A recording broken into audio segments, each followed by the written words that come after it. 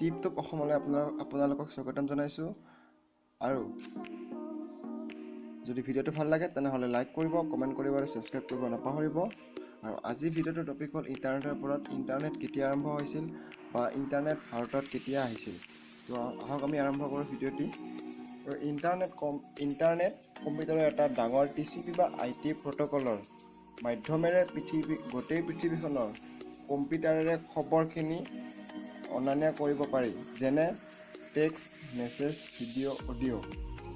আৰু ইণ্টাৰনেট 1962 চনৰ JCR লিকেণ্ডাৰ আৰু ৰবাৰ্ট টেইলৰে উলিয়াইছিল। লেনাৰ্ড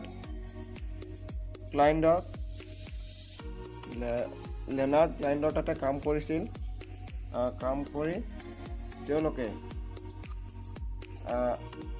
টেইলৰ আৰু লিকেণ্ডাৰে নেটৱৰ্কটো বনায় আৰু নাম দিয়া হয় ARPNet।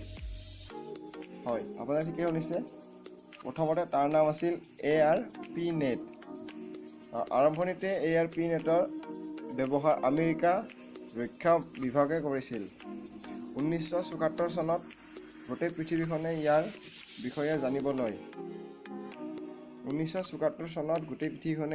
জানিব লৈছিল। আৰু ভাৰতত ইণ্টাৰনেটৰ সেৱা 15 আগষ্ট 1995 চনত বিদেশী সেৱা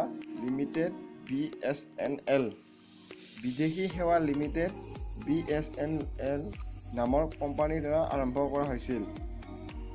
তো আজিলৈ এইখিনিয়ে। যদি ভিডিঅ'টো ভাল লাগে তেনেহ'লে লাইক কৰিব, কমেণ্ট কৰিব আৰু ছাবস্ক্ৰাইব কৰিব নাপাহৰিব। আৰু শ্বেয়াৰ কৰি দিব লগতে। আৰু নতুন ভিডিঅ'বোৰ পাবৰ কাৰণে মোক কমেণ্ট কৰিব প্লিজ।